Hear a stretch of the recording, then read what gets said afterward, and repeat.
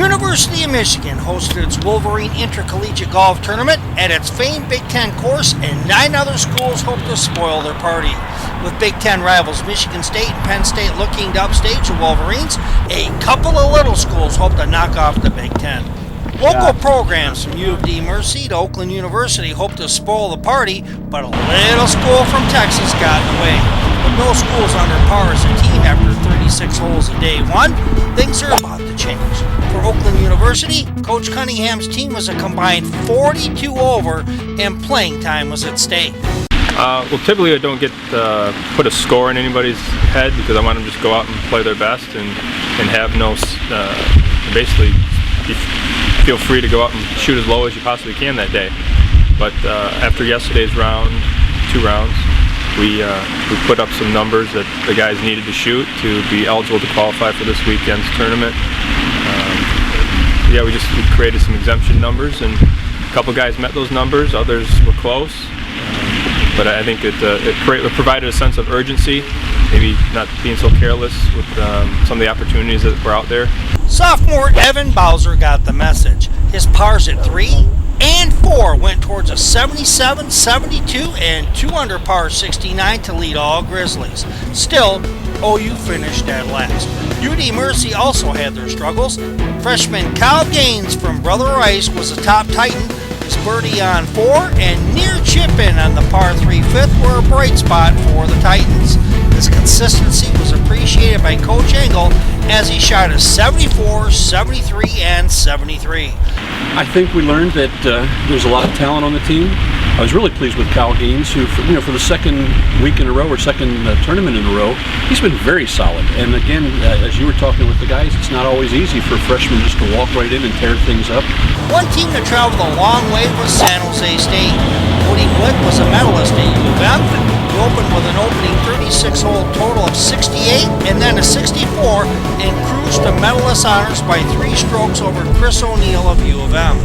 Cal Rhodes was Mr. Golf earlier this year from Plymouth, and his tee shot on the par 3 fifth is a dandy.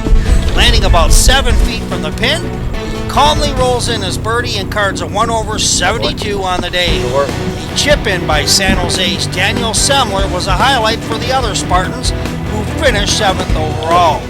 As for the leaders, Michigan and Michigan State enter the day 1 and 2, but a school from Texas looked to knock off the Big Ten. Lamar's Greg Wiggins hits it to the top level of a 2-tiered green, and his 3-putt gave the Cardinals a bogey, as did his teammate Gustav Oosterstam, who bogeys 14 minutes later. For Sam Weatherhead, the MHSAA 2012 Mr. Golf gives Coach Luban of the Spartans a dandy. This birdie comes on the strength of a tee shot that was rolled in here. With Michigan's Reed Hrinowicz struggling on the day, his birdie's at the 12th, but on the 13th, despite knocking his tee shot to within inches of Weatherhead, he just missed his birdie chance. Mitch Rutledge knocks it stiff on the 14th for the Spartans. He cards a par. His 3rd round score falls to a 74, and individual finish with a tie for 3rd for this MSU Spartan. The Spartans were leading late. Paired with the Wolverines' Chris O'Neill, he also earns a par on the short par 3 and places 2nd overall to Blick with rounds of 69, 71, and 66. MSU sophomore Sean Friel from Brother Rice rolls in a clutch birdie, and MSU and Lamar are tied down the stretch, with Michigan just 5 strokes after 3 days of play. The youngsters Friel and Weatherhead were huge, as both players have back-to-back birdies on holes 14 and 15, while Rutledge of MSU doubles after going into a sand bunker then needing a pitch for par. Lamar's Dubois, he bogeys himself, and the Spartans win by 2. Coach Luban says it's sweet to win in their rival's backyard. I mean, no matter how you state it, this is a big rivalry for us. It's a big rivalry for them to come down here on their golf course and beat a team. I thought that it looked very good, played very well today. Something we'll build off of the rest of the year. And obviously it's a friendly rivalry with Coach Whitten and myself, but it's a big day for us. So the Spartans go into enemy territory and they take down both Lamar, Michigan, and also several other schools. For MI Prep Zone, this is Roy J. Akers reporting.